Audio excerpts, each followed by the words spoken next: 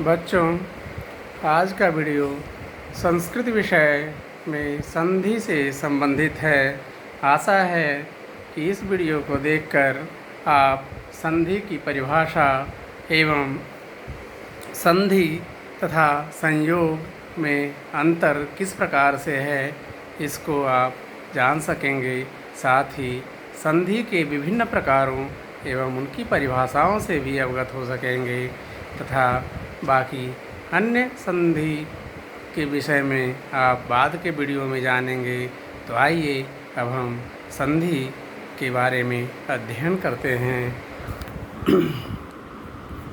आइए अब हम यहाँ देखते हैं कि संधि, संस्कृत में जो संधि शब्द है उसी को संहिता भी कहा जाता है। तो संधि का यदि हम संधि करते हैं तो सबसे पहले जब संधि का संधि करेंगे तो इसका सम जोड़ धी हो जाएगा। संधि का संधि विच्छेद सम जोड़ धी, और संधि को ही संहिता भी कहा जाता है। अब इसकी परिभाषा क्या है? अत्यंत समीपवर्ती दो या दो से अधिक वर्णों के मिलने से उनमें होने वाले परिवर्तन को संधि कहते हैं। अत्यंत समीपवर्ती मतलब दो जो है अत्यंत समीपवर्ती दो या दो से अधिक वर्णों के मिलने से उसमें होने वाले परिवर्तन को संधि कहते हैं। यहाँ दो या दो से अधिक वर्ण के मिलने से संधि की क्रिया संपन्न होती है, शब्दों के मिलने से नहीं। यह परिवर्तन जो है पूर्व पद के अंत में भी हो सकता है तथा उत्तर पद के प्रथम वर्ण में भी हो सकता है। जैसे भो जोड़ अति भवती, यहाँ पर भो का ओ और अति का अ मिल करके अ हो जाता है।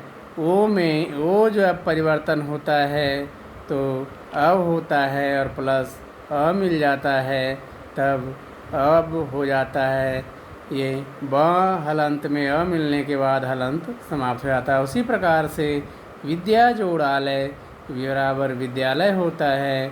यहाँ विद्या का आ और आलय का आ दोनों मिलकर करके आ हो जाता है। यह संधि जो है वह संयोग से भिन्न होता है। संधि में परिवर्तन होता है जबकि संयोग में किसी भी प्रकार का परिवर्तन नहीं होता है। संयोग किसे कहते हैं? तो जब दो या दो से अधिक अत्यंत समीपस्थ वर्णों के किसी भी प्रकार के परिवर्तन रहित मेल को संयोग कहते हैं।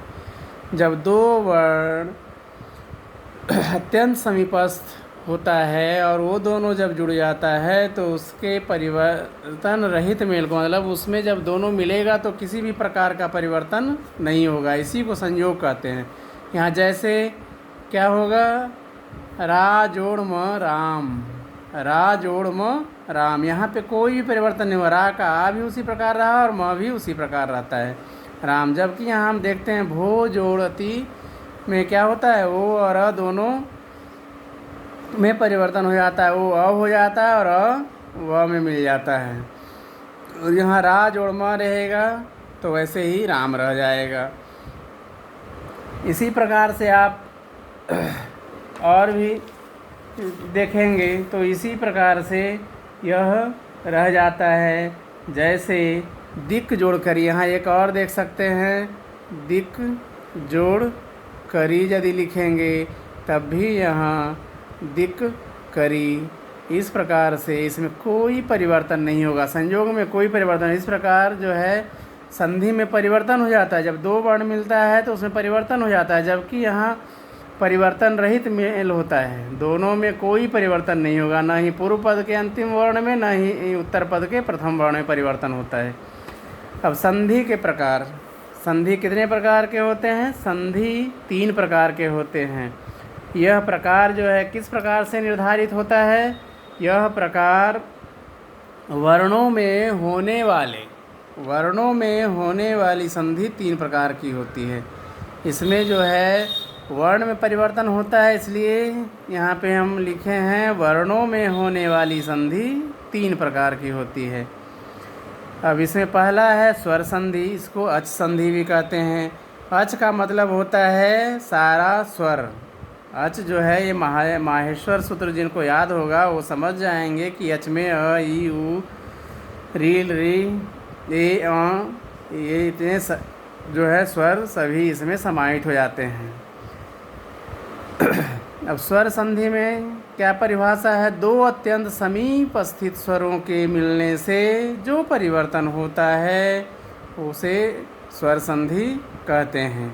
क्या हुआ? दो अत्यंत समीप स्थित स्वरों के मिलने से जो परिवर्तन होता है वह स्वर संधि कहलाती है। जैसे देव जोड़ आलयः, देवालयः। तो इसमें जब हम तोड़ तो इसको पूरा जब वर्ण विच्छेद करेंगे तो क्या हो जाएगा? द जोड़ ए जोड़ व हलंत जोड़ अ।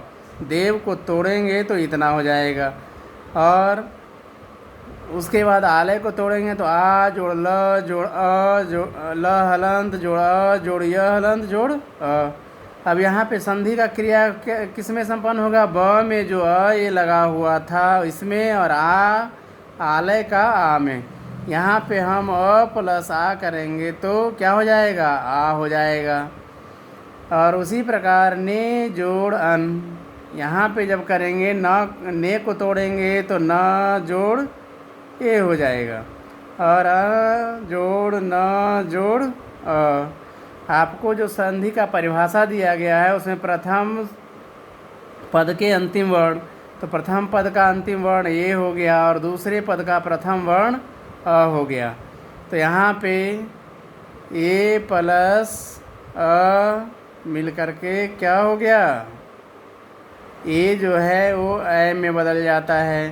और यहाँ पे जब ए प्लस अ होगा फिर बाद में ए हो जाएगा।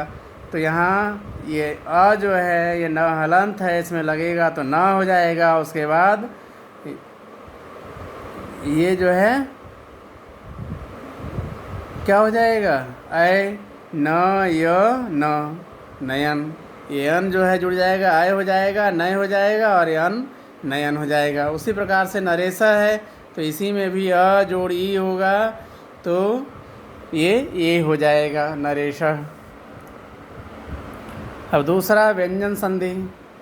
व्यंजन संधि में क्या है? इसको हल संधि भी क्या कहा जाता है? हल संधि जो है फिर आपको यदि प्रत्याहार याद होगा तो आप हल संधि का मतलब समझ जाएंगे। हल जो प्रत्याहार है इसमें सभी व्यंजन वर्ण आ जाते हैं।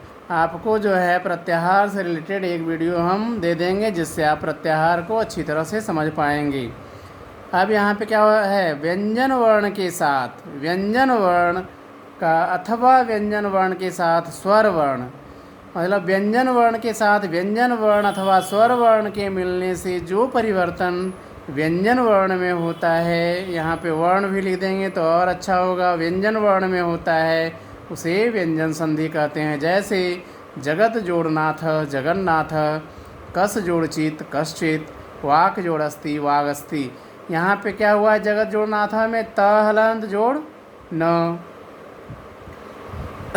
तो यहाँ पे त हलंत और न मिलकर के त भी जो है वो न में बदल जाता है। यहाँ पे व्यंजन है, यहाँ भी व्यंजन है, दोनों मिलकर के संधि का क्रिया संपन्न किया। और यहाँ पे हम देखेंगे तो क हलंत और यहाँ पे स्वर है, तो ये दोनों मिलकर के वाक जोड़ अस्ति वागस्ति। यहाँ पे क्या लिखा हुआ था? व्यंजन वर्ण के साथ व्यंजन वर्ण अथवा व्यंजन वर्ण के साथ स्वर वर्ण। तो यहाँ देखते हैं कि यहाँ व्यंजन है, यहाँ व्यंजन है दोनों, और यहाँ व्यंजन है और यहाँ स्वर है।